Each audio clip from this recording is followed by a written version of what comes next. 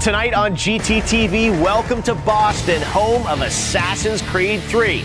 It's a new time period, colonial America, and a new hero, Connor. And we've got exclusive new footage no one else has seen.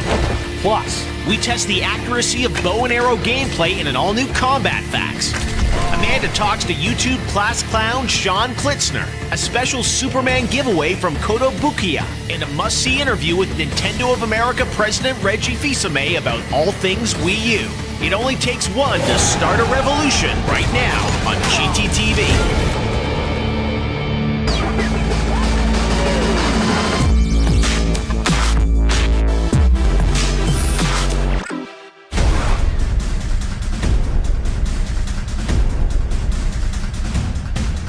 Hey guys, welcome to an all-new Gttv right here on Spike. Tonight, everything is permitted because we're talking Assassin's Creed 3, and I'm here in Boston at the Old North Church, the oldest church in Boston, with Alex Hutchinson, the creative director of Assassin's Creed 3, and it's appropriate we're here since Assassins is finally coming to America. Yep, it's a brand new hero, a brand new setting, and a brand new playground in the colonial American period for us. We wanted to do forest, we wanted to do weather, we wanted to rebuild the combat system from the ground up, and obviously all the other new bits and pieces as well. Now, this game, you have a brand new hero for the third time, I guess, in series history, Connor.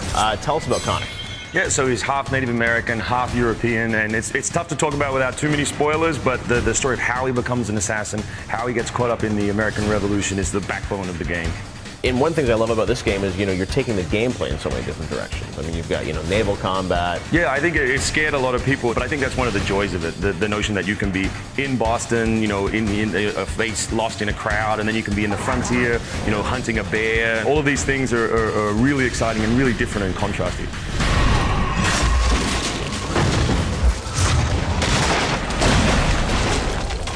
We're under attack! Captain's dead! Cut down by cannon shot! So you've got the tea parties in there, right? Yep, Boston Tea Party, Boston Massacre, Bunker Hill we've talked about. There's a bunch of others that we haven't revealed yet that we hope people will just sort of find. And what we tried to do is say, instead of just having, say, the old State House in Boston, why do people talk about the old State House? And it is the Boston Massacre. So you should be at the State House while the event that made it famous is happening. Tell us about kind of the core loop of Assassin's Creed. I mean, the combat, the assassinations. I mean, how has that changed for the third game? Yeah, we went back to it and we thought we could do a lot better with the base combat. So he's a dual, wielding specialist. We've been saying he's always using two weapons. We tried to make it very, very fluid. You no longer have to target enemies specifically. You sort of point at the one you want to attack. The combo system has changed. The counter system has changed. So when you counter someone, you get this little slowdown window where you get to pick, do you kill them? Do you throw them? Do you disarm them? And all of it in service of making it as fluid as possible. I love that, you shared a little bit earlier this spring with me about sort of his story and his family and his, village being burned and things like that. And tonight, we're showing people for the first time that you actually get to play Connor as a young boy, too.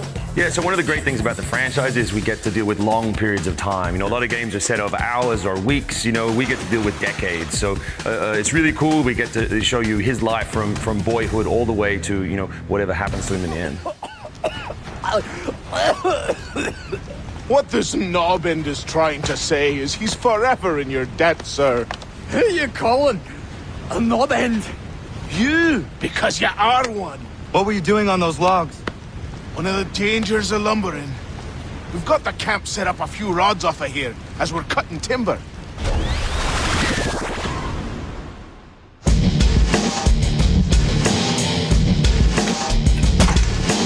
Hey, what's up? This is Daniel Kaiser here at the Combat Facts Gun Range with another weapon profile. But today, we're not talking about a gun. We're talking about a weapon that's been around for thousands of years, and it was all over E3 2012 with appearances in upcoming games like Tomb Raider and Crysis 3, the bow and arrow. And I'm here with David B. Johnson from Saber Ops. So, David, is there room for the traditional bow and arrow in today's modern military? I think that if somebody was really well trained with a compound bow, yes. The only issue you will have, though, is it's very large, as you can see, it takes up a lot of room. You could probably carry 24 arrows. I could carry 200 rounds of ammunition. So I don't think there's any modern world application for it just because of the size and wieldiness of it. However, the stealth aspect is still out there. You can definitely take someone out way quieter with this than any silence weapon. We're seeing its popularity increase with the games we talked about, like Tomb Raider and Crysis 3. Why do you think that is? The main reason is it's a way more elegant weapon than a firearm. It takes skill. It takes actually a lot of skill to do it accurately and smoothly. And so all these games where you have assassins or ninjas or whatever popping off arrows, it's really nice to watch. Where if someone's shooting a gun, it's pulling the trigger. What is it about shooting a bow and arrow that makes it so fun? Well, what's nice about it is it's all about your control, whereas a firearm, it's about trigger squeeze. With a bow and arrow, you are your own trigger. You're drawing it back, you're aiming, and you have complete control of your projectile. And what's great about this is like a pistol is for short range, a rifle's for long range. A bow and arrow can be for short or long range, just depending on your arc and where you want to aim. Something that will still probably be around for a long time to come, and we appreciate you taking the time to show it off to us here today on Combat Facts. For more, you could head online to GameTrailers.com.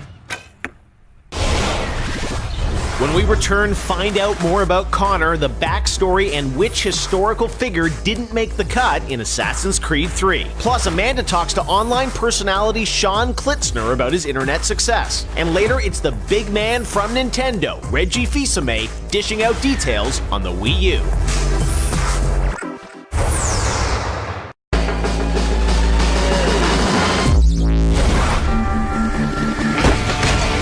Tonight, our hidden blades are revealed because we're talking Assassin's Creed 3 on Gttv. We're here inside the Old North Church still in Boston, which reminds me of the end of Assassin's Creed 2. But I'm here with Matt, one of the writers on the game. So Matt, this is a new hero, new time period, Connor. Tell us about this guy, 'cause we don't know a lot about him. For us, it was vital when we were setting out to make this new game that he was a different character, a different kind of assassins from Ezio and Altair. So he wasn't driven by the same things. Connor is a man of justice, and he's going out and doing what he's doing because he wants to prevent things that maybe have happened to him when he was younger from happening to other people around him in the colonies. Even if they don't, relate to him in any way, he wants to kind of have that safety for all kind of thing, and I think that's an interesting fantasy for players, and that's kind of what drives him forward through the story, and how that affects his choices, and where he ends up as a result of that is kind of the meat of it. And he meets some interesting people. I mean, Benjamin Franklin, George Washington, kind of American heroes like that. Yeah, absolutely. So you guys must have had fun bringing these. It reminds me of Day of the Tentacle, like bringing all these great. That was awesome, and there's so many interesting people in that time period that it was so cool as characters in the game that there was a lot of tough people that we had to just not have because they wouldn't. Who was on the cutting room floor? There's a couple of ones, notable names like we don't have Alexander Hamilton, for example. Hamilton cut. Yeah, wasn't. I mean, it's just it wasn't like a cut. We didn't like him. It was like the story didn't naturally come to where he was at any time. Let the Patriots fight their own battles. I'm here for the Templar. Now, we know that Desmond is in this game. And, there's been lots of rumors online that we're going to see, like, kind of modern-day New York and these big, epic kind of assassin battles. What can you tell us about that? What are those rumors? All right, so that even though you guys haven't shown that, I know you're not talking much about it. I mean, it's a big part of the game. It's a big part of the game, and when we say it's bigger than ever before, it's significantly big. We're not just saying like it's an extra 5 minutes. It's like it's a big chunk of time you're going to spend, exploring the present with Desmond and Co. He's got his All right, so there are more secrets coming. That's cool, obviously, because this ties into 2012, exactly, into the world, which has been sort of foretold in these games. So there's going to be some interesting resolution. And it's fun for us, right? Because obviously it's coming. This is the real date in real life, and we have it in our game, and it's been there since the beginning. So we have this nice kind of convergence, which is fun for us to have. So when I power up the game in December, is it you might end the world? Will it be a different game based on your system clock, or are you going to send it forward and see what happens? It might be the catalyst for the end. I don't know. We'll see. We'll have to wait and see.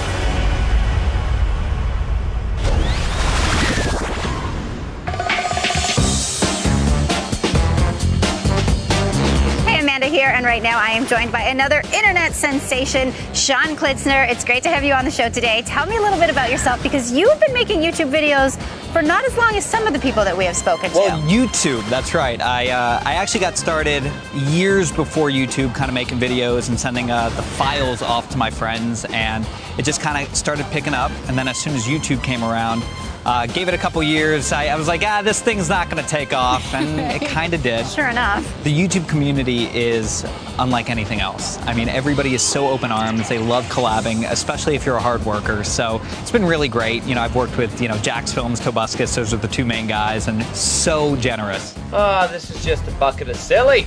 When you started making these videos, did you ever think that you would come so far in such a short time? I think if I thought I would be where I'm at now, I wouldn't be where I'm at now. Right. I think if you do the videos for any other reason other than to make yourself laugh, make your friends laugh, then I think you're probably doing it for the wrong reason. You're getting into it for the wrong reason. You gotta just do it for yourself. You gotta have the passion. I promise. Now, of course, I'm here from Gttv, so you are not getting away without talking about your gaming channel. Tell us what we can expect on that channel. I'm a big fan of the old school games. I'm talking like old school, like original Mario, all right? So NES, Atari. I bring people the nostalgia to the internet. So I dress up as the characters, and I kind of just sit there and play the old school games. Get away from me!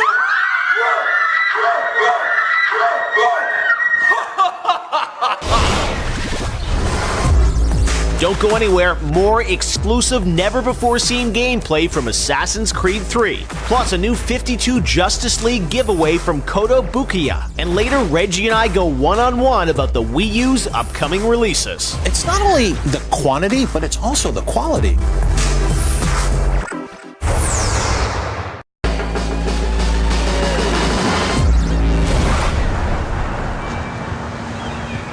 Fort doesn't look as abandoned as it should. Looks occupied as can be. I will need something to draw their attention then. Once you lose sight of me, wait for 10 minutes, then bombard the fort. I will slip out under cover of the shelling. Aye, aye, sir. Sounds a trifle dangerous, but I'm sure you're up to it. I doubt they let convicted pirates like old Lucky Lem out of his cell much, so if his little scroll is anywhere, it's there.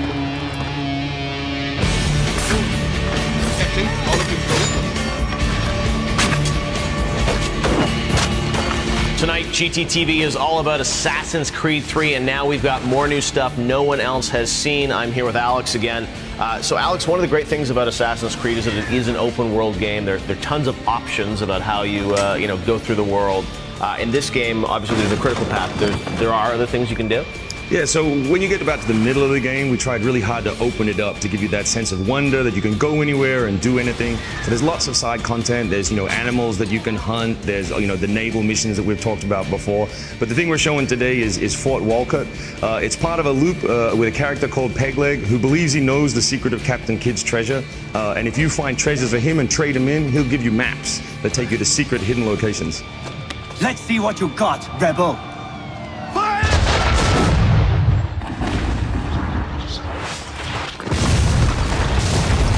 Do you have tombs as well in this game, or what's the equivalent of a tomb? Yeah, these kind of feel like that moment in AC2 or AC Brotherhood that were the secret underbelly of the game.